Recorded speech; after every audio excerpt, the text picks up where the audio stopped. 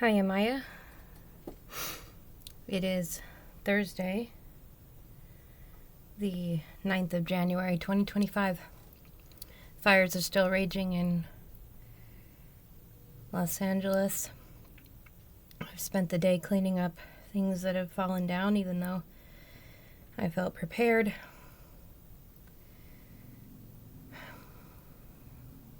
The wind ripped the entire roof of my shed off, and it's currently whipping around outside. I'm not sure if that's kind of being picked up by the camera, but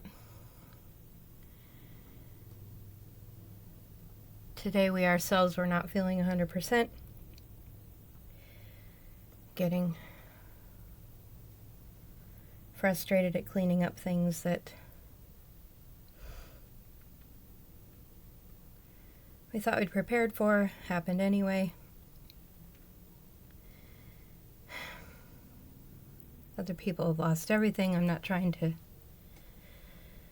compare any of that. So the weather itself is still awful and has caused me to feel like snap, crackle, and pop all day, making it harder to do things like take the roof off of the shed. It was made of tarp, and the wind tore it up pretty well, so that wasn't incredibly difficult, just not planned. It's never planned. As we've said, it's never planned for things to destroy themselves.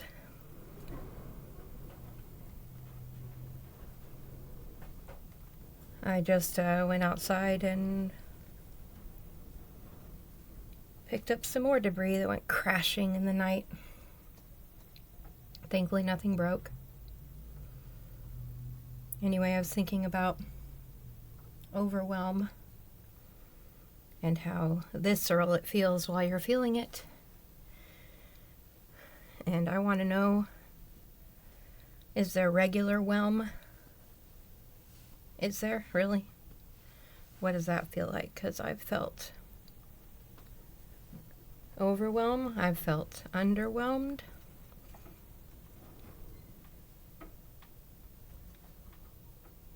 But when it's fear that does it, it's not your choice. It's not your choice what makes you scared. It's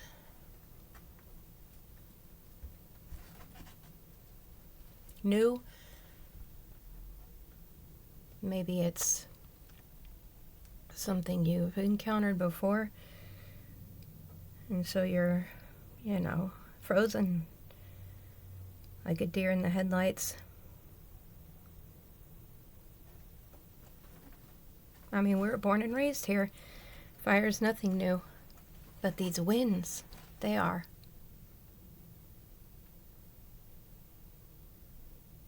These are not Santa Ana winds. These are big, giant bursts of wind with nothing in front of them and nothing behind. Like punches into the ground. I don't know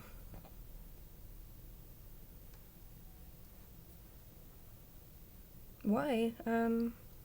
My fear isn't for me, it's for my family that's stuck on the other side of that fire. They're fine.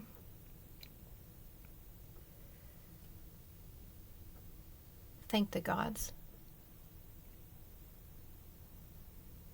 But they're scared.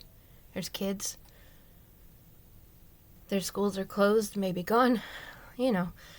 Just fear. Fear is overwhelming. It's not you didn't choose that, to be overwhelmed. Your next choice is, of course, how you respond to it. Do you give yourself enough time to breathe and make a reasonable reaction, or do you have to jump to right now? What we're looking at here is our thermometer from the back wall. It's a flat wall. It had 2 nails in it, top and bottom. Not sure if you can read it. It says Calvin Nursery. And at the very bottom it says Malibu. And it isn't burnt, it's rusty, I swear. But I didn't take it off the wall to make a point of it. I almost stepped on this. The wind. For the first time ever, my mother has lived here for 30 years. 36 years almost. Anyway, the wind ripped this off the wall. Threw it onto the patio right outside the door here. The door barely cleared it. As you can see, the thermometer is knocked out of its casing. It is not 90 degrees in here. Or whatever it looks like it's reading. I'm afraid to put it back, as the pin has been dislodged and this thing is full of mercury. It's old school. Wicka wicka. Almost stepped on it.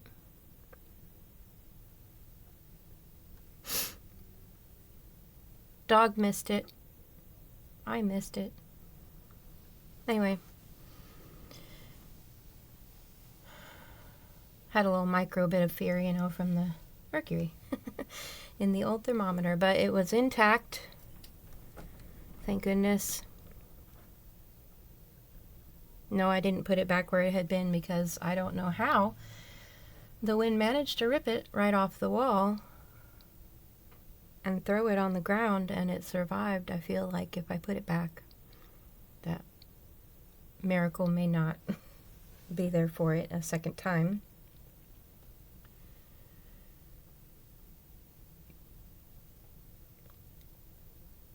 This is one of my mother's treasures.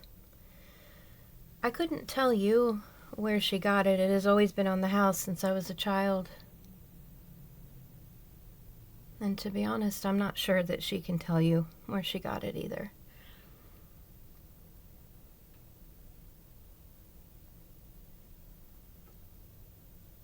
I guess that's why I come and do these little chats with myself, because I fear that I too will lose my memories. Not for the same reasons. My mother has a traumatic brain injury from oxygen deprivation in a medical moment that she had. She has come back to not yelling at cats and nuns and pirates, but it's not 100%. There are things she does not remember, which is very frustrating for her. So it's hard to know if you can ask if she remembers, because you don't want to upset people. Upsetting people is upsetting. Yeah, but you have to know, and you have to ask. So we're going to do that, I think. Show her that it survived and see if she remembers where it came from. Anyway, when I brought it inside and read that it said Malibu at the bottom, I thought, wow, so close to home.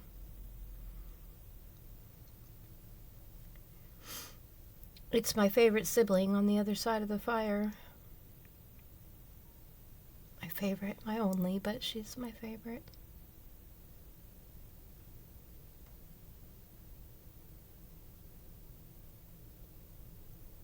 I have others. I just don't know them as well. So, anyway, I'm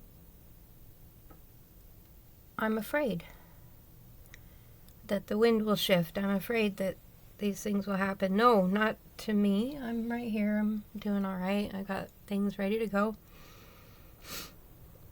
I know that I feel overwhelmed by it because I'm not 100% today. I'm maybe 72%. Maybe 68. I don't know. It's not a good day, so my face is leaking emotion. Very irritating thing.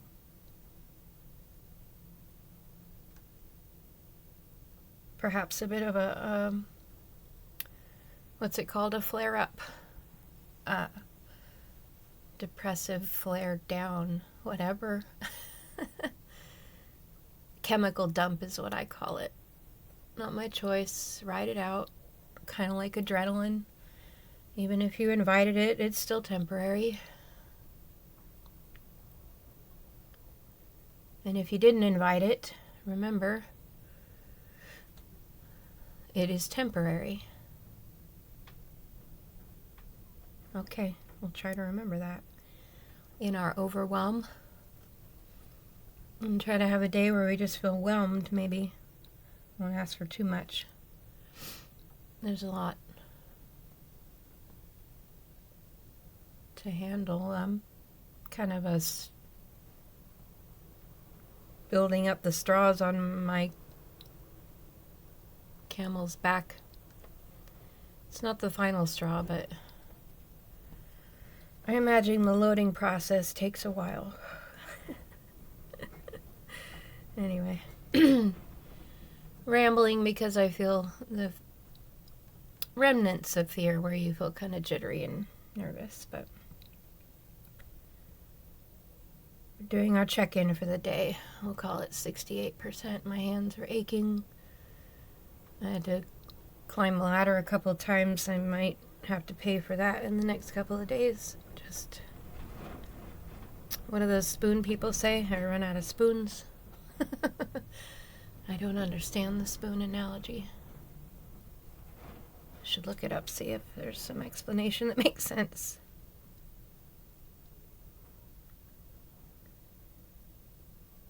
I'm still trying to figure out how to identify with my blurry zebra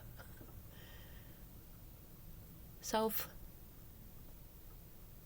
Supposed to figure out what kind of zebra you are when you have EDS, Ehlers-Danlos syndrome. EDS sounds like something else. I'm not a guy, but it still sounds like something else. So,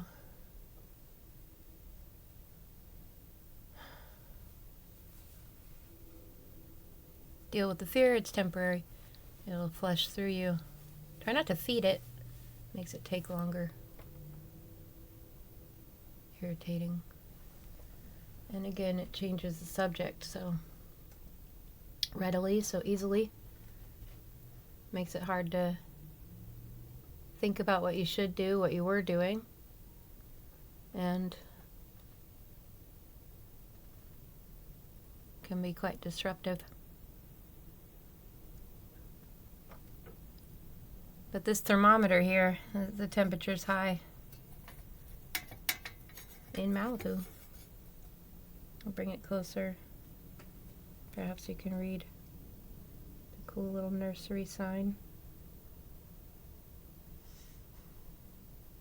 Prayers for not just Malibu, but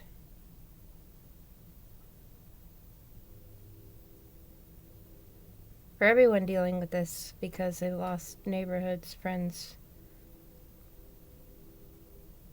neighbors will be moving away, dealing with it this way and that way. And like I said, an earthquake country here. We've gotten new neighbors and had many move away. Hopefully that's not too shaky. Let's try to put that down again. Oh, not too bad. I will try to reset that pin right there, but I'm so scared. There's a lot of antiques around here. I've been dealing with them since I was a kid, but some of them really make me nervous because they're made of mercury or old red paint, or they glow in the dark. Anyway, we will come to that as they come through. Fear is conquerable. Fear is not ever your idea, and it is overwhelming. It's just a fact. Man, that wind is crazy. Oh, it's gonna blow this thing off on the door right now. Will fall again right in front of us and break open right here. No, I'm just kidding. Don't really do that. Okay, signing off for the day because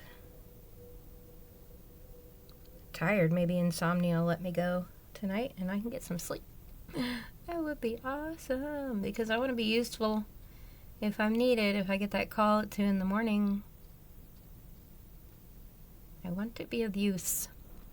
Not stressed out and used up by the fear of maybe. And I try to only do that when it matters to the home, to what's going on. Because other people's fear, I commiserate with them, but I can't adopt it. It's, I need my energy. They need theirs. I hope they're not adopting ours. Just sending good wishes and maybe keeping snide comments to themselves. Although I don't quite understand that. I think a comment is a comment is a comment, especially on YouTube. So, freedom of speech. Hoorah. Anyway. Have a good night. It's a bit long-winded. It's okay. Not editing. We're not editing. And to anyone else who had to listen to this, if you made it this far, I'm very sorry. This will probably happen again. High hand touching, and good luck.